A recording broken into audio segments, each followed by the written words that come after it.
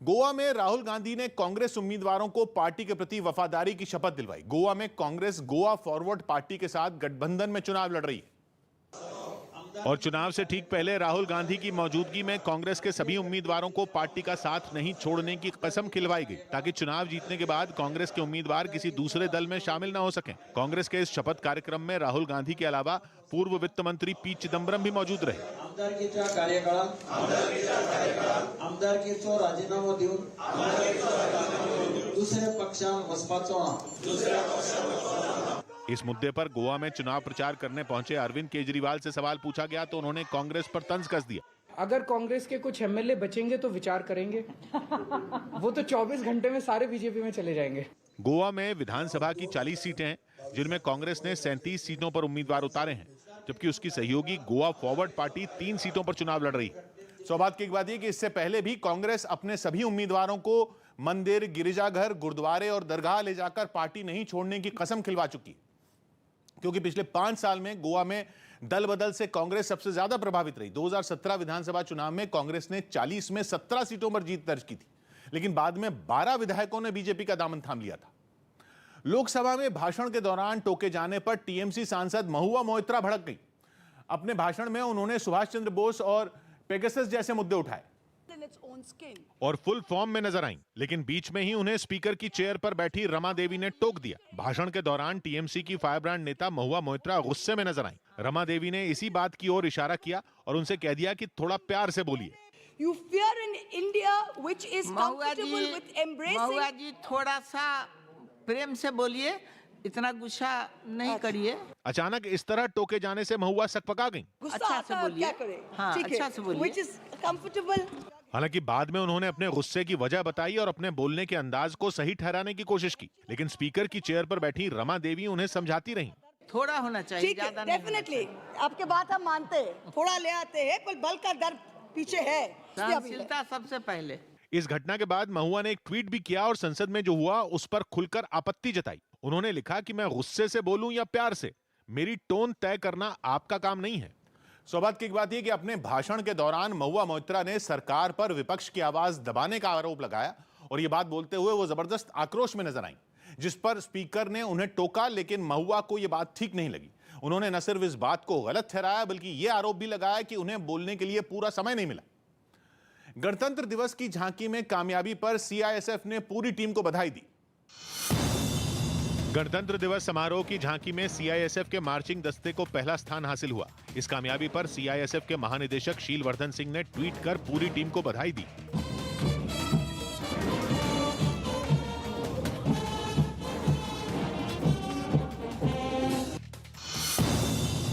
इस बार हुई गणतंत्र दिवस परेड में यूपी की झांकी को बेस्ट झांकी चुना गया। तलाक के बहाने महाराष्ट्र के पूर्व सीएम देवेंद्र फडणवीस की पत्नी अमृता फडणवीस ने बीएमसी को निशाने पर लिया।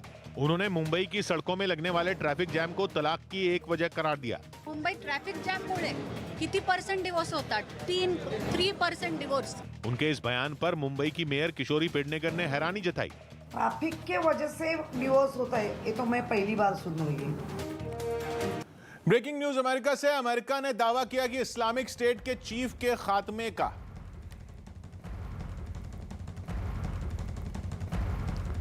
दुनिया के सबसे खतरनाक आतंकी संगठन इस्लामिक स्टेट के सरगना को अमेरिका ने ढेर करने का दावा किया।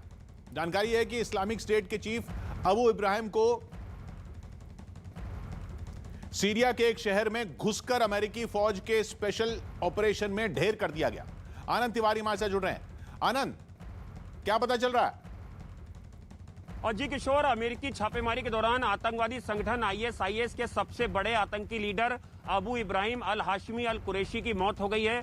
दरअसल इस छापेमारी के दौरान अबू कुरैशी ने उत्तर पश्चिम प्रांत में एक बम विस्फोट करके खुद को उड़ा लिया है और इस विस्फोट में उसके बाकी सदस्य जो है परिवार की, उनकी भी मौत हो गई है। अमेरिकी प्रेसिडेंट ने खुद ये जानकारी साझा की है। सीरिया में आईएसआईएस की कमान पहले अल बगदादी के पास थी और उसकी मौत के बाद मौजूदा जो आईएसआईएस का सबसे बड़ा आतंकी लीडर था वो कुरैशी ही बताया जा रहा था। अमेरिका की फौज ने एक बहुत बड़े आतंकी का अंत कर दिया। दुनिया के सबसे खूंखार आतंकी संगठन इस्लामिक स्टेट के चीफ का खात्मा किए जाने की खबर है।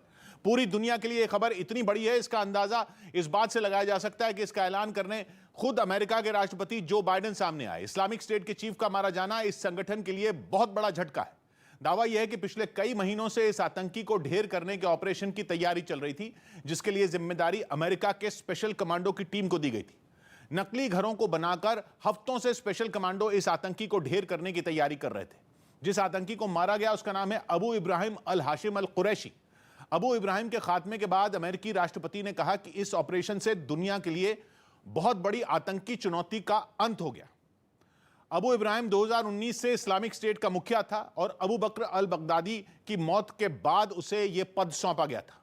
इसकी मौत के ऑपरेशन को अंजाम दिया गया सीरिया में, सीरिया और तुर्की की सीमा के पास अतिमा नाम की जगह पर, जहां अबू इब्राहिम एक ऐसे घर में रहता था जिसे देखकर किसी को जरा भी शक न हो कि यहां कोई खूंखार आतंकी हो सकता है। और यह घर बहुत कुछ वैसा ही था जैसा करीब 10 साल पहले उसामा बिन लादेन का घर पाकिस्तान के एबटाबाद में मिला था। दावा किया जा रहा है कि जहां अबू इब्राहिम रह रहा था उस इलाके में इस्लामिक स्टेट का तगड़ा दबदबा बताया जाता है। ऊपर से रणनीति के तहत एक ऐसी 3 मंजिला इमारत को चुना गया जिसकी सबसे नीचे वाली मंजिल पर यानी ग्राउंड फ्लोर पर कुछ आम लोगों को बसाया गया ताकि किसी को शक ना हो। लेकिन अमेरिका की खुफिया एजेंसी को कहीं से खबर मिल गई कि इस घर में बगदादी का वारिस अबू इब्राहिम अपने परिवार के साथ रह रहा है। खबर मिलने के बाद ऑपरेशन की तैयारी शुरू हुई और सीधा अमेरिका के राष्ट्रपति से मंजूरी ली गई। मंजूरी मिलते ही स्पेशल कमांडो की टीम सीरिया पहुंच गई, लेकिन जैसे ही ऑपरेशन शुरू किया जाने लगा आसपास का पूरा इलाका गोलियों की आवाज से थर्रा उठा। बड़ी संख्या में आईएस के आतंकी अमेरिकी फौजों को जवाब देने के लिए जमा हो गए। यहां तक कि अमेरिका ने दावा किया कि ऐसी गाड़ियां भी बगदादी के वारिस को बचाने पहुंच गई जिन पर एंटी एयरक्राफ्ट गन लगी हुई थी, मतलब ऐसी बंदूकें जिनसे हेलीकॉप्टरों पर गोलियां बरसाई जा सकें। शायद इसलिए अमेरिकी फौज का एक हेलीकॉप्टर बुरी तरह से खराब हो गया, इसलिए कमांडो टीम ने वापस अमेरिका पहुंचने से पहले उस हेलीकॉप्टर को नष्ट कर दिया। लेकिन अमेरिका के स्पेशल कमांडो बेहद सावधानी से घर के अंदर दाखिल हुए और फिर उन्होंने 8 लोगों को सुरक्षित घर के बाहर निकाल लिया। अबू इब्राहिम घर की दूसरी मंजिल पर रह रहा था, लेकिन बचने की कोशिश में वो परिवार समेत तीसरी मंजिल पर पहुंच गया। हालांकि ऐसा करने से भी वो अमेरिकी फौज से बच नहीं पाया, लेकिन जैसे ही कमांडो उसके पास पहुंचते उसने खुद को बम से उड़ा दिया। धमाके में केवल वो खुद ही नहीं बल्कि उसकी पत्नी समेत कुछ और लोग भी मारे गए। अमेरिका ने अबू इब्राहिम के डीएनए और ब्लड सैंपल की जांच की और यह सुनिश्चित किया कि मारा गया शख्स वही खूंखार आतंकी था जिसके लिए यह ऑपरेशन शुरू किया गया था। लेकिन पकड़े जाने से पहले आत्महत्या करने के अबू इब्राहिम के फैसले को जो बाइडेन ने उसका आखिरी कायराना कदम कहा। हालांकि बगदादी ने भी मरने का ऐसा ही रास्ता चुना था। जब उसकी मौत उसे सिर पर मंडराती हुई दिखने लगी थी तो उसने खुद को धमाका कर उड़ा लिया था। हालांकि बगदादी हो या कुरैशी, इस्लामिक स्टेट का मुखिया ना तो कभी कोई जंग लड़ने के लिए निकलता है और ना ही कभी किसी को अपना चेहरा दिखाता। वो बेहद खुफिया तरीके से अपना राज चलाता है और अपने संदेश इस्लामिक स्टेट के दुनिया भर में फैले आतंकियों तक पहुंचाता है। अबू इब्राहिम अल हाशिम अल कुरैशी एक ऐसा नाम था जिसने 2019 में उस वक्त सबको चौंका दिया था जब उसे बगदादी का वारिस बनाया गया था। लेकिन माना यह जाता है कि उसे बगदादी के वारिस के तौर पर पिछले कुछ साल से लगातार तैयार किया जा रहा था, इसीलिए उसे किसी भी जंग में नहीं भेजा जाता था। सीरिया के जिस घर में उसे ढेर किया गया, पता चला कि वहां से वो कभी बाहर नहीं निकलता था। केवल दूसरी मंजिल से निकलकर घर की छत पर जाया करता था नहाने के लिए। इसके अलावा उस घर में ना कोई स्मार्टफोन पहुंचता था और ना ही कोई दूसरा कम्युनिकेशन डिवाइस, ताकि तकनीक के जाल में वो कभी ना फंसे। घर के बाहर अगर निकलते थे तो केवल उसके लिखे हुए संदेश जो उसके कुछ लोग पूरी दुनिया में फैला देते थे। आमतौर पर इस्लामिक स्टेट का मुखिया ऐसे शख्स को बनाया जाता है जो युद्ध नीति में पारंगत होने के अलावा इस्लाम का भी बड़ा जानकार हो, और अबू इब्राहिम के पास ये दोनों खूबियां थी। 2007 में वो मोसूल विश्वविद्यालय से कुरान की पढ़ाई में मास्टर डिग्री पूरी करने के बाद समूह में शामिल हुआ था। सौबात की एक बात यह कि इस्लामिक स्टेट का चीफ अबू बकर अल बगदादी 10 साल से भी ज्यादा वक्त तक अपने पद पर रहा और लगातार ठिकाने बदलता रहा। इस दौरान इस्लामिक स्टेट की जड़ें सीरिया और इराक से निकलकर यूरोप, एशिया के दूसरे देशों और अमेरिका तक फैली। लेकिन बगदादी के अंत के बाद से ही इस्लामिक स्टेट कमजोर होना शुरू हो गया और अब अबू इब्राहिम के अंत के रक्षा विशेषज्ञ इसका इशारा मान रहे हैं कि इस्लामिक स्टेट भी अपने अंत के करीब है। योगी आदित्यनाथ ने यूपी के गोरखपुर शहर से नामांकन दाखिल कर दिया। वो पहली बार विधानसभा चुनाव लड़ रहे हैं। 2017 में जब बीजेपी को यूपी में बंपर जीत मिली थी, तब सीएम पद के लिए चुने गए योगी आदित्यनाथ विधान परिषद के सदस्य बने थे। लेकिन इस बार योगी चुनावी मैदान में कूद चुके हैं। उन्होंने गोरखपुर शहर सीट से नामांकन दाखिल कर दिया। खास बात यह रही कि उनके साथ अमित शाह मौजूद रहे। यह पहला मौका है जब योगी विधानसभा चुनाव लड़ रहे हैं और यह भी पहली बार हुआ जब गृह मंत्री अमित शाह विधानसभा चुनाव के लिए यूपी में हुए किसी नामांकन में शामिल हुए। ये दोनों नेता नामांकन केंद्र के अंदर साथ साथ गए और साथ साथ बाहर आए। मीडिया के सामने विक्ट्री साइन दिखाकर उन्होंने जीत पक्की होने का दावा भी किया। पर्चा भरने से पहले योगी ने गोरखनाथ मंदिर में रुद्राभिषेक और हवन किया। योगी आदित्यनाथ गोरखनाथ मंदिर की गद्दी के महंत हैं और नामांकन से पहले उन्होंने वहां अपने गुरु और भगवान का आशीर्वाद लिया। योगी आदित्यनाथ और अमित शाह समेत बीजेपी के बड़े नेताओं ने गोरखपुर में एक चुनावी सभा भी की, जिसे बीजेपी का शक्ति प्रदर्शन माना जा रहा है। इस सभा में गोरखपुर के सांसद रवि किशन भी मौजूद रहे, जिन्होंने अपने जोशीले अंदाज में यूपी में सब्बा गीत गुनगुनाया और बीजेपी की सत्ता में वापसी का दावा किया। जे कबो न रहलू अब्बा, यूपी में सब बा, जेल में मुख्तार बा भैया हो, कोरोना गईल हार बा, बिजली रेलम ठेल बा, डबल इंजन के सरकार बा, न साइकिल न हाथी न हाथ बा, न साइकिल न हाथी न हाथ बा, इबेर भैया हो माई हो, यूपी में डबल इंजन के सरकार और सिर्फ योगी आदित्यनाथ बा। अमित शाह ने तो गोरखपुर की सभा में यूपी में 300 पार का नारा दोहरा दिया। गोरखपुर में आज हम ये ऐतिहासिक निर्णय कर जा रहे हैं कि हम फिर से 300 पार होंगे।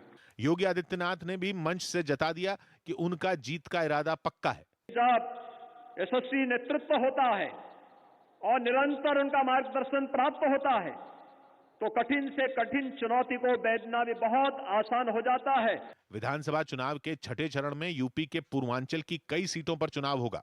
माना जा रहा है कि बीजेपी ने गोरखपुर शहर से योगी को मैदान में उतारकर उन सीटों पर जीत के लिए बड़ा सियासी दांव खेला है।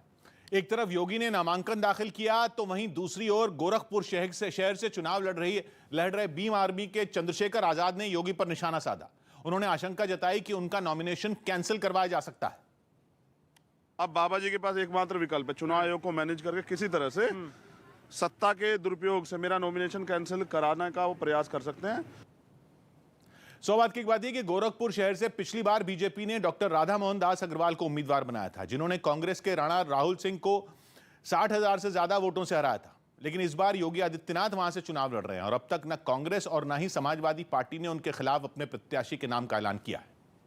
केजरीवाल सरकार ने कोरोना के मामले कम होते ही दिल्ली में लागू सख्तियों में और ढील देने का ऐलान कर दिया, जिसके तहत सोमवार से सभी स्कूल और कॉलेज के साथ कोचिंग सेंटर भी खोल दिए जाएंगे। हालांकि शुरुआत में सिर्फ 9वीं से 12वीं क्लास में पढ़ने वाले छात्रों के लिए ही स्कूल खुलेंगे। वहीं सरकार ने साफ किया कि स्कूलों और कॉलेजों में उन्हीं टीचरों को पढ़ाने की इजाजत होगी जिन्होंने कोरोना वैक्सीन की दोनों डोज लगवा ली है। इसके अलावा राजधानी में जिम खोलने की भी मंजूरी दे दी गई है।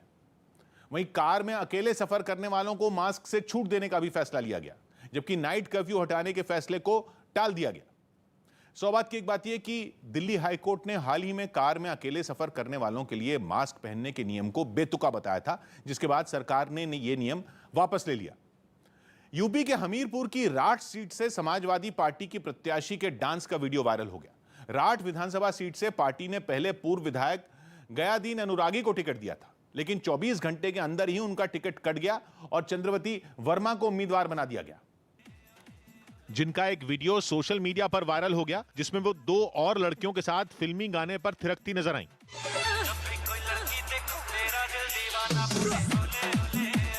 इसके अलावा चंद्रवती वर्मा की स्विमिंग कॉस्ट्यूम में कुछ तस्वीरें भी सामने आईं। कहा जा रहा है कि गयादीन अनुरागी का टिकट काटकर उन्हें देने की वजह से पार्टी के कई लोग उनसे खफा हैं। चंद्रवती वर्मा प्रचार के दौरान उन्हें मनाने की कोशिश करती नजर आईं।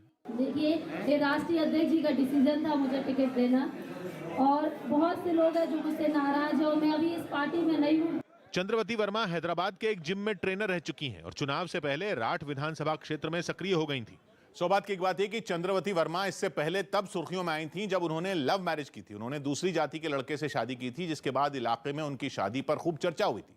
अब वो समाजवादी पार्टी की ओर से चुनाव लड़ रही हैं और इसी बीच उनके कुछ वीडियो वायरल हो गए। क्रिकेटर्स महेंद्र सिंह धोनी अब एक नए अवतार में दिखेंगे। ओटीटी पर दिखाई जाने वाली एक वेब सीरीज में धोनी जल्द नजर आ सकते हैं। उनकी सीरीज का ट्रेलर उन्होंने खुद सोशल मीडिया पर डाला, जिसने इंटरनेट पर धूम मचाकर रख दी। और धोनी का नया अवतार देखकर उनके चाहने वाले भी दंग रह गए। वीडियो के शुरुआत में उन्होंने खुद इस वीडियो को न्यू एज ग्राफिक नॉवल कहा। Happy to launch the first look of the new age graphic novel. Video में धोनी दोनों हाथों में हथियार लेकर दुश्मनों का अंत करते दिखे।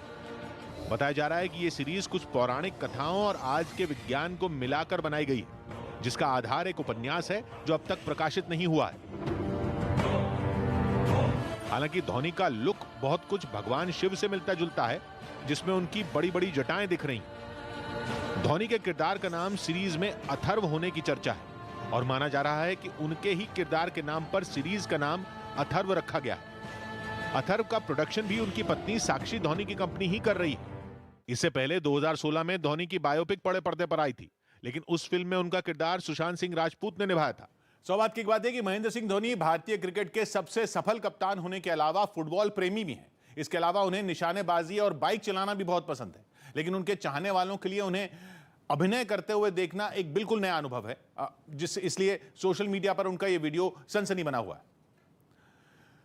अगर हवाओं के रुख मेहरबान नहीं होते, अगर हवाओं के रुख मेहरबान नहीं होते तो बुझती आग के तेवर जमा नहीं होते। सौभाग्य की एक बात कही मयंक ने, कहा नहीं है हमारे भी खैर खा, मगर जहां गुहार लगाओ वहां नहीं होते। मिलते हैं कल, घड़ी जब इशारा करेगी 9 बजे रात का, वक्त फिर होगा सौभाग्य की एक बात।